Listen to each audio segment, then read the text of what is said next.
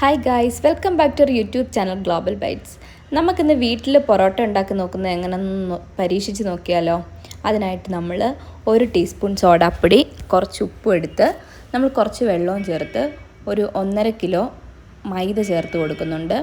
ഇത് നമ്മൾ കുറേശ്ശെ വെള്ളം ചേർത്ത് നന്നായിട്ട് കുഴച്ചെടുക്കുന്നു. ഈ പൊറോട്ടയുടെ സോഫ്റ്റ്നെസ് എന്ന് പറയുന്നത് നമ്മൾ കുഴയ്ക്കുന്നതിനകത്താണ് ഇരിക്കുന്നത്. സോ ഇത് നന്നായിട്ട് നമ്മൾ മയപ്പെടുത്തിയെടുക്കണം. അതിന് കുറേശ്ശെ വെള്ളം ചേർത്ത് നമ്മളിങ്ങനെ ഇത് കുഴച്ചെടുക്കുന്നു. അവസാനം നമുക്കിങ്ങനെ ഒരു ഫോമിൽ കിട്ടും, മയമായിട്ട് നമുക്കിങ്ങനെ കിട്ടും. ഇത് നമ്മൾ കുറച്ച് എണ്ണ ഒഴിച്ച് ഇങ്ങനെ വെച്ച് 1 മണിക്കൂർ നമ്മൾ റെസ്റ്റ് ചെയ്യാൻ വെക്കുന്നുണ്ട്. അതിന് ശേഷം നമ്മളിത് ബോളാക്കുന്നു. ഇത് ഇങ്ങനെ വേണം ഇത് ബോളാക്കാൻ. ഇത് ബോളാക്കുന്നതിലും ഇതിൻ്റെ ഒരു സീക്രട്ടാണിത്. അതിന് ശേഷം നമ്മൾ ഇതിങ്ങനെ ബോളാക്കി എടുത്തതിന് ശേഷം നമ്മളിനി ഇത് പരത്തുന്നുണ്ട്. നമ്മുടെ ഉള്ളംകൈ വെച്ച് നന്നായിട്ട് ഇത് പരത്തിയെടുക്കുന്നു. ഒരുപാട് സോഫ്റ്റ് ആവാനും പാടില്ല, എന്നാലും കട്ടിയാവാനും പാടില്ല. അങ്ങനെ നമ്മളിത് പരത്തിയെടുക്കുന്നു. അതിന് ശേഷം നമ്മൾ കുറച്ച് എണ്ണ തേച്ച് കൊടുത്താണ് നമ്മളിത് പരത്തിയെടുക്കുന്നത്. ഇനി നമ്മൾ പൊറോട്ട അടിക്കുകയാണ്. ഇതും ഇതിൻ്റെ ഒരു സീക്രട്ട് ഭാഗമാണ്. ഇതാ ഇങ്ങനെ നമ്മൾ ഓരോ സൈഡ് മാറ്റി പിടിച്ച് വേണം ഇത് അടിച്ചെടുക്കാൻ.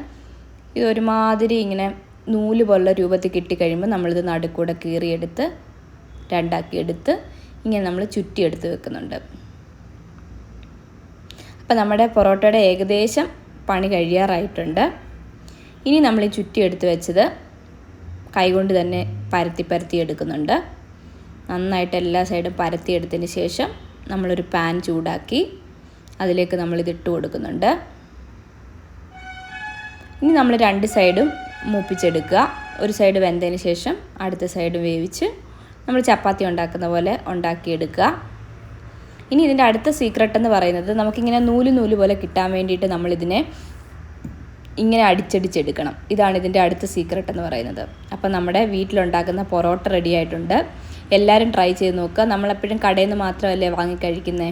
അപ്പോൾ നമുക്ക് വീട്ടിലും ഉണ്ടാക്കി നോക്കാവുന്ന ഒരു റെസിപ്പിയാണിത്. ട്രൈ ചെയ്ത് നോക്കുക. അപ്പോൾ വീട്ടിലുണ്ടാക്കിയ രുചികരമായിട്ടുള്ള പൊറോട്ട റെസിപ്പിയാണിത്. നമുക്കിത് ചിക്കൻ കറിയോ നമുക്ക് ഇഷ്ടമുള്ള കറികൾ മുട്ടക്കറിയോ ഒക്കെ കൂട്ടി കഴിക്കാവുന്നതാണ്. എല്ലാവരും ട്രൈ ചെയ്ത് നോക്കുക. Okay, bye, take care.